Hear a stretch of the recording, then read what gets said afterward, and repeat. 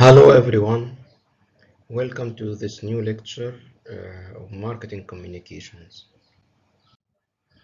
As I have mentioned before, you can download the full book from any of these links by clicking on them. You can either study uh, from the PowerPoint, or if you want to know more, you can return to the book itself. In this lecture, we will cover Chapter 6, Advertising Design. In the fifth chapter, the last chapter, we have talked about the creative brief at the last slide from the chapter.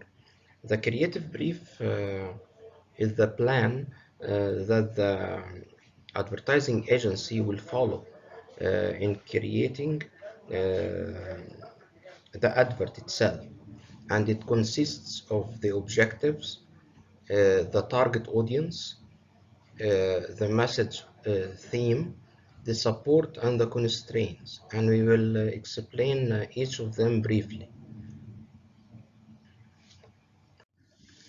The main point in the creative brief is the objective.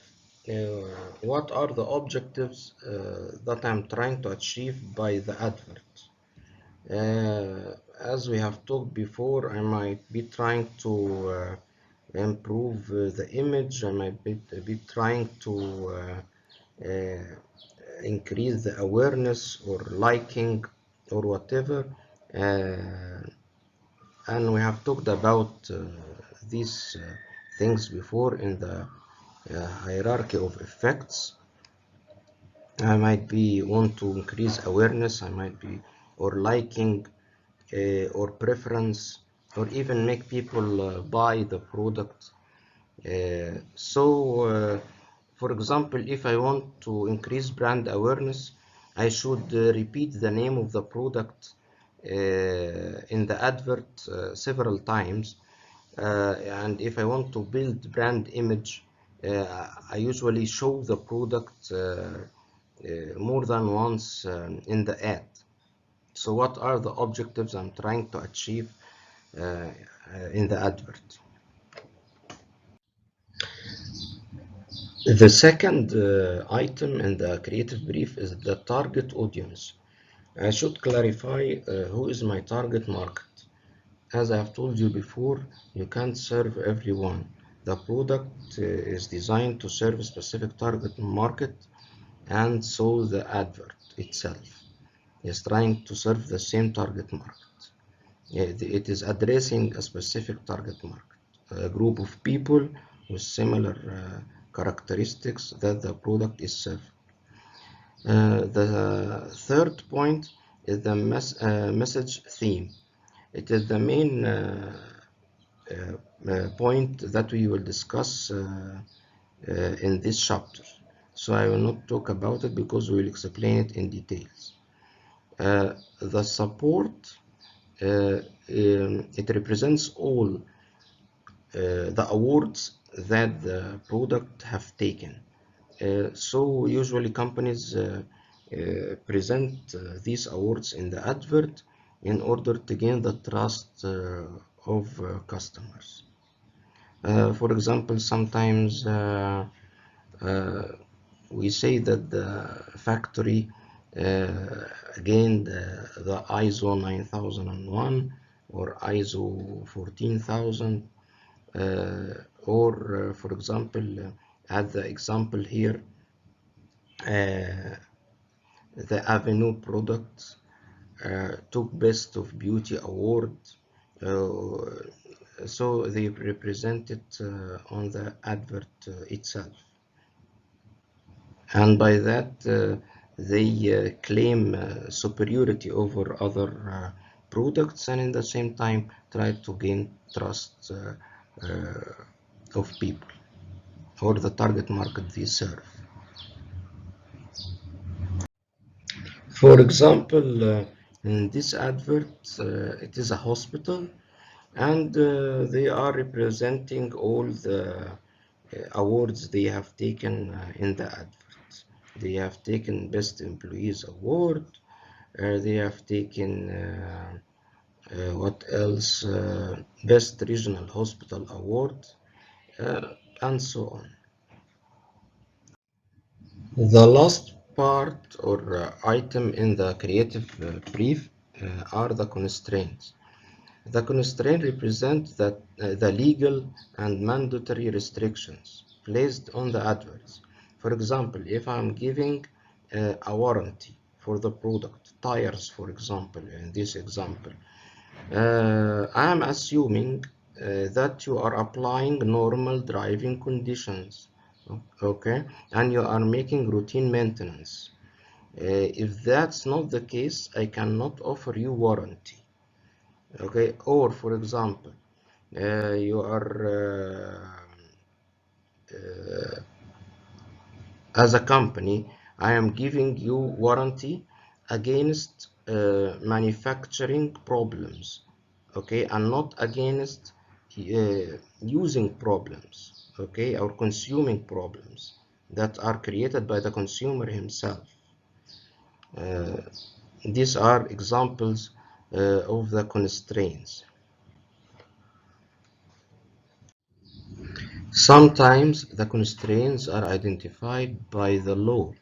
The law forced me as a company to mention the problems that might be associated with using the product, like tobacco, for example. On every package, you find that they are notifying you about the problems of smoking, like having cancers and problems in blood or whatever.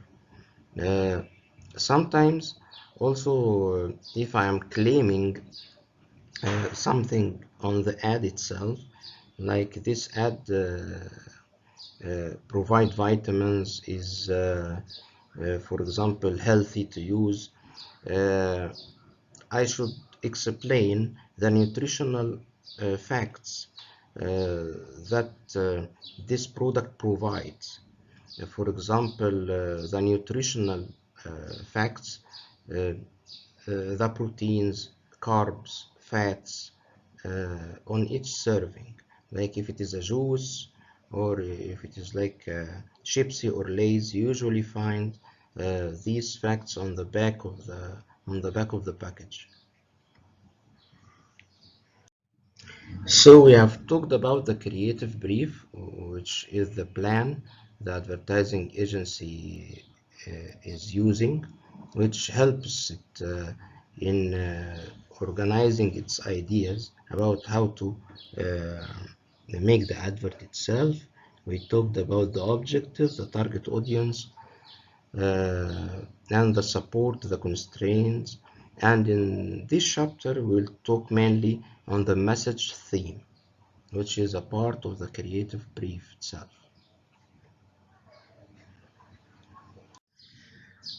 The first three topics in this chapter are message strategies, appeals, and executional frameworks. These elements are similar to what takes place when recording a movie or television program. The first point, message strategy, it represents what the actor says, the message, the verbal message. The appeal represents the way he says it or she says it, okay? In a serious tone, he's laughing or whatever. The third point, executional framework, is the story of the ad itself. So we have three points. Message strategy, what he says, the appeal, how he says it, and executional framework, in what story are we working in? What is the story of the ad?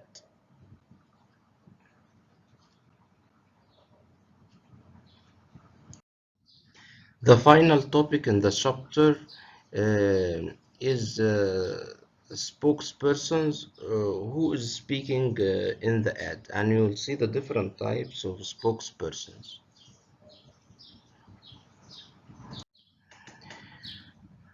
The first thing is message strategy. We have said that there are three things in the message theme: message strategy, appeal, and executional framework. Okay, so the first thing is message strategy, uh, which is the primary tactic or approach used to deliver the message theme. Okay, usually we rely uh, on three broad categories in message strategies: cognitive, affective, and conative. Cognitive, uh, here we are addressing the brain of the consumer. Affective, we are addressing his emotions. Conative, we are trying to affect his actions. Actually, these three are the main parts of attitude. Okay, the main parts of attitudes.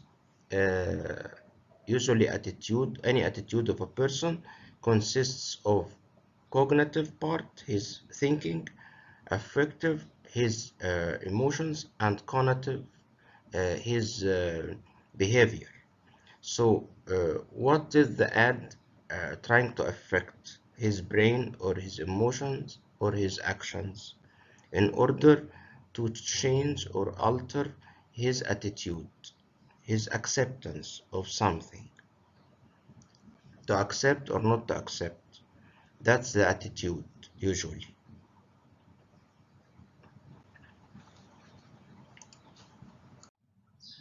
First, cognitive message strategies.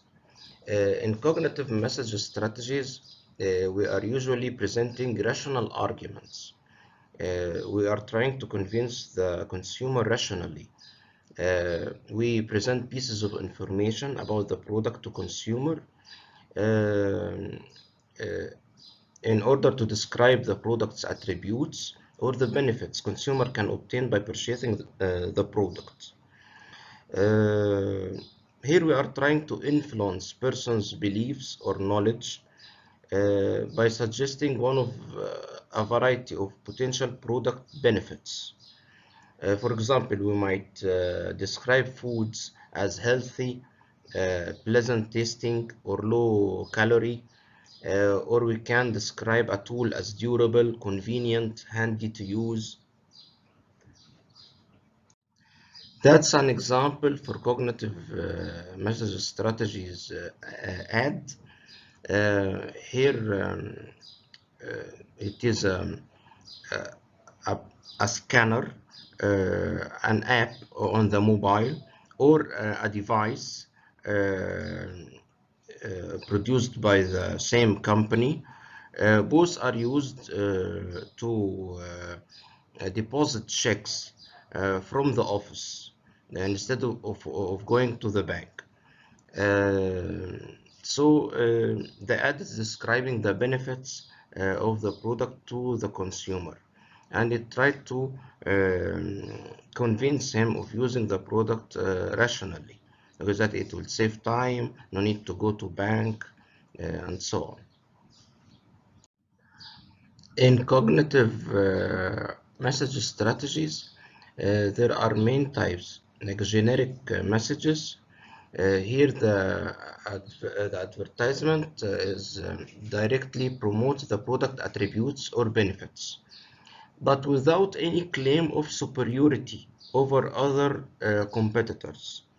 And this we can call generic message, okay, because we are not claiming any superiority over other competitors. We are not saying that we are better than other competitors. Actually, it works best for brand leaders or one that dominates an industry. For example, Nintendo. It dominates the game console category with a 47% market share. So here we don't need to say that we are superior or whatever, because we already dominate the industry. Or Intel controls 80% of the computer chip market. So we don't also need to say we are superior or something like this.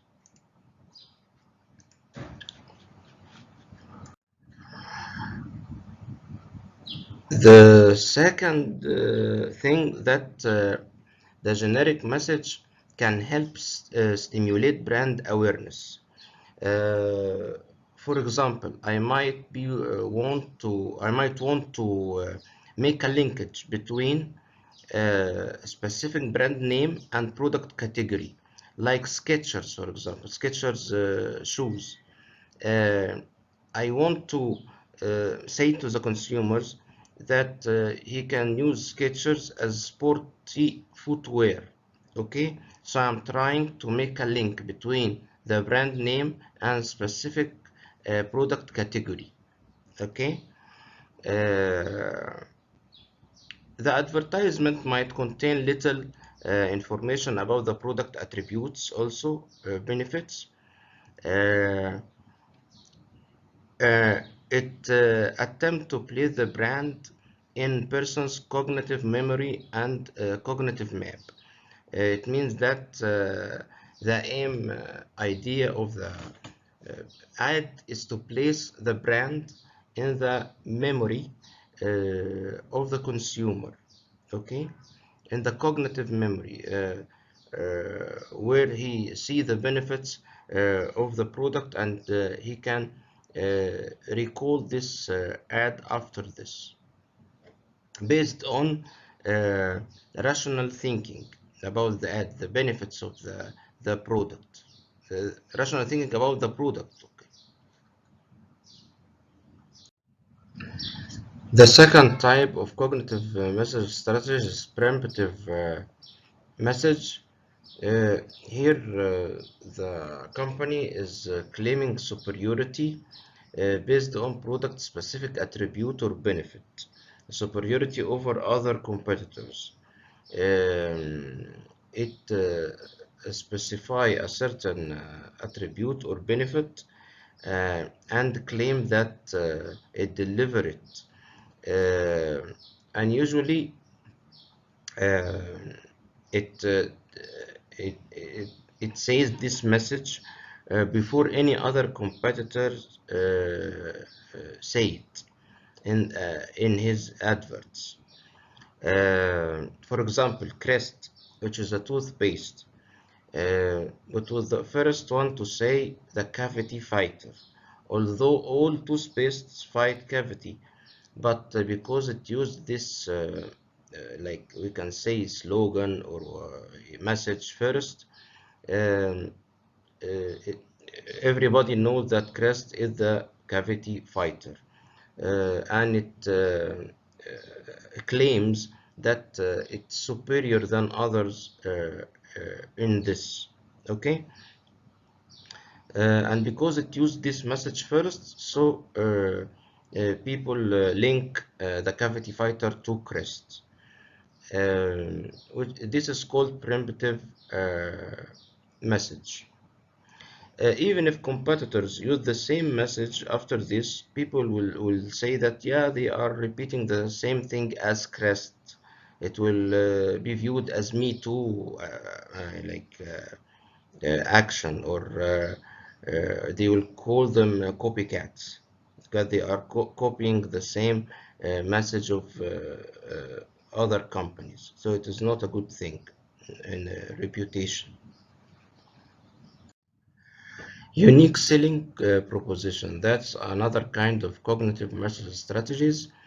Here, it is a testable claim of uniqueness or superiority.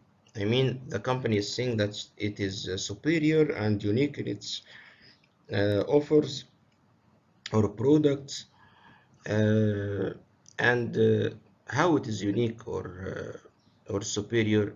It can be tested. How tested they are, putting all the awards they have taken before and all the testimonies from organizations or whatever about their benefits or performance. Okay. So that's why we call testable. As this hospital is putting all the um, prizes or ratings that it had took, for example, It has been rated as #1 in Louisiana by Care Checks and receiving 5-star rating by Health Grades. So it's putting this in the ad and it's saying that we are superior to any other hospital.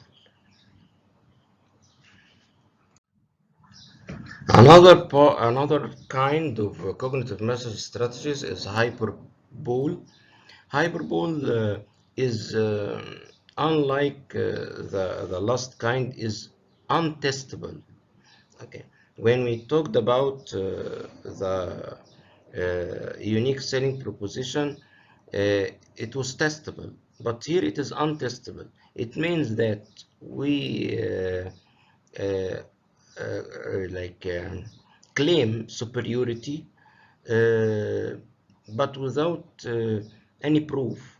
For example, the company say that it is the best, for example, meat or the best mobile company or the best, like Vodafone, for example, it says #1, #1 based on what we don't know.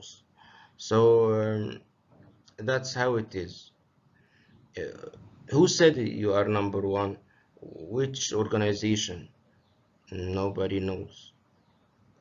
So that's hyperbole. When I'm saying I am the best or the greatest or the biggest or the that's but without any testable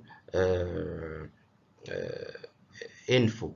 Nobody can test it or there is no source for this claim. The final cognitive message strategy is comparative advertisements, where the company compare its product to a competitor's product. Uh, Actually, in Egypt, it is not allowed here to do this. Usually, if you, for example, compare Arial with Persil, you will not directly say Persil or bring a Persil package. Even if you brought a Persil package, it will be blurred on the screen so that it is not totally recognized. But in USA, it is okay to do so, to bring a competitor product and making a comparison. For example, Microsoft and comparing its products against Google. That's usual in USA. That's comparative advertising. Comparing your product to a competitor's product.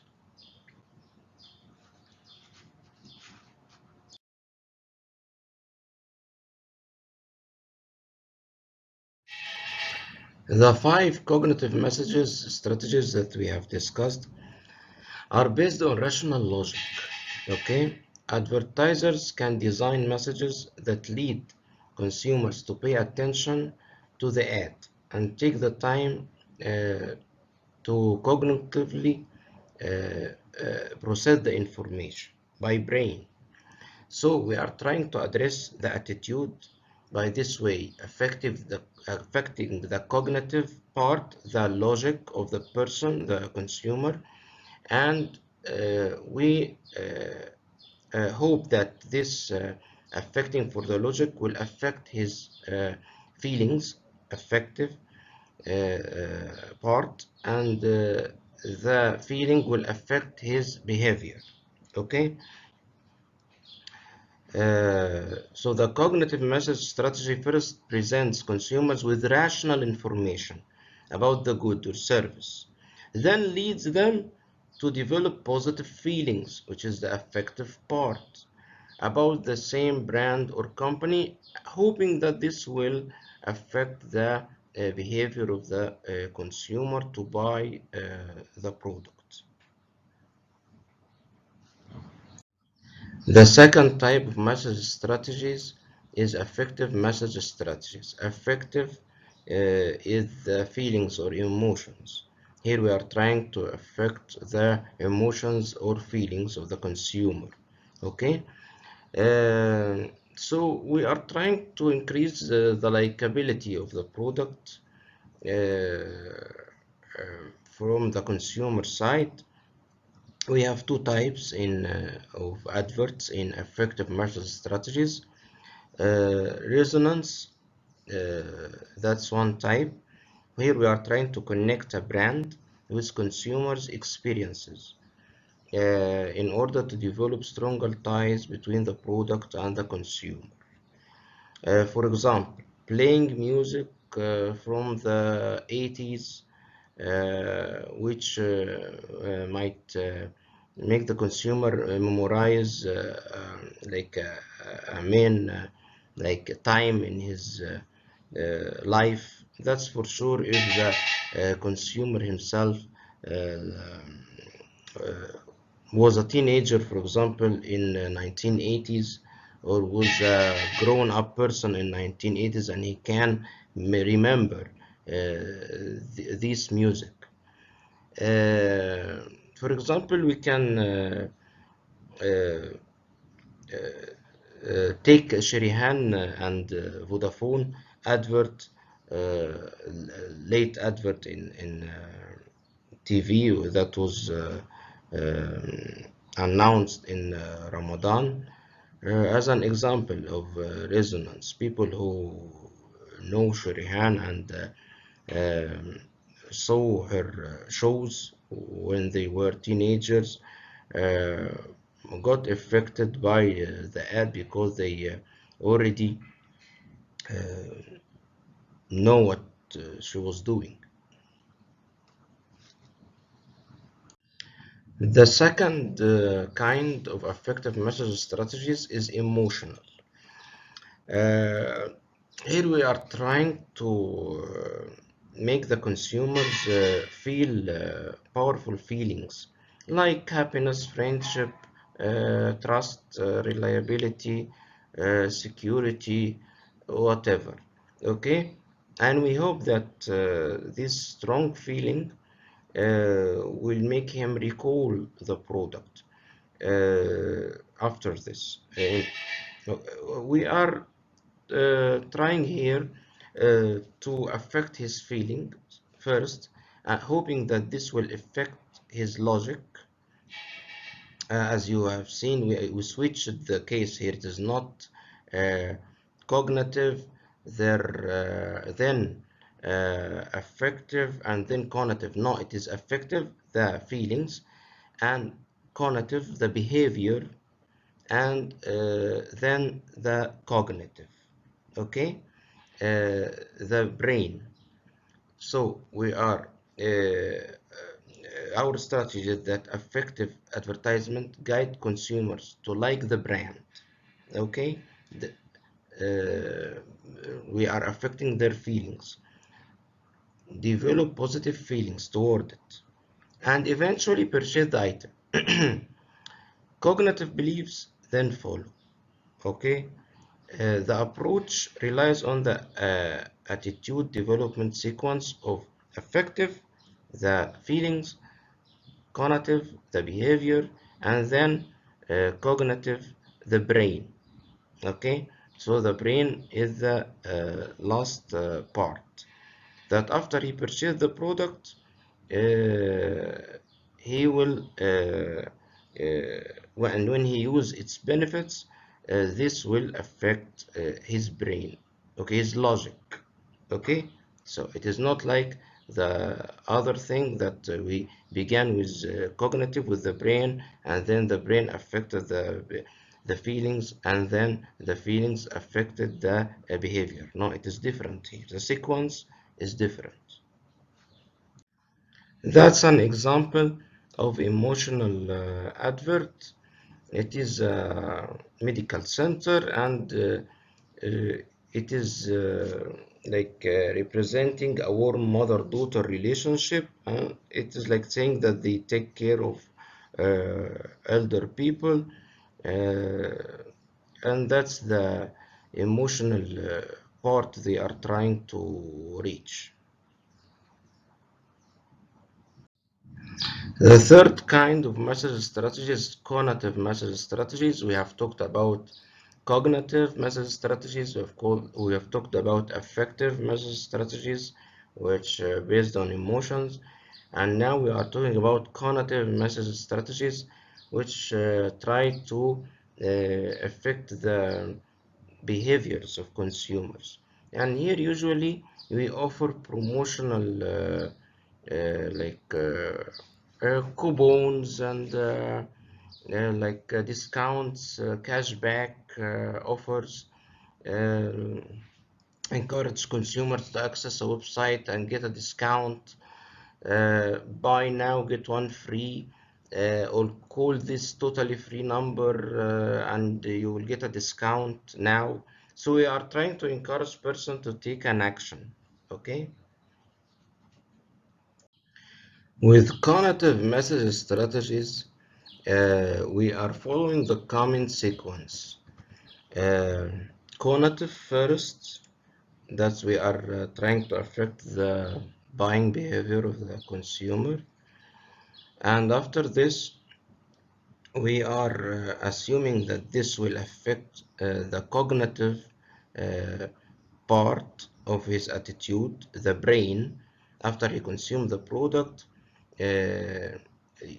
and he experienced the benefits of the product. This will affect his ideas about the benefits, and this will affect his emotions. Uh, and these are the three parts of attitudes, as we have said. We have studied in the fifth chapter the hierarchy of effects model. If we are trying to link the hierarchy of effects model with the message strategies, it is as follows. Cognitive strategies uh, is trying to affect awareness and knowledge. Affective strategies trying to affect liking, preference, and conviction. Cognitive strategies are trying to affect actual purchase. As I have told you before, cognitive, affective, and cognitive are the main parts of attitudes. Attitudes represent, as I have told you, accepting or not accepting something.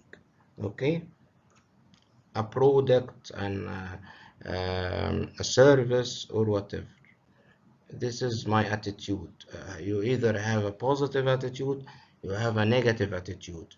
Okay, how is attitude is constituted or built? It is built on three main things.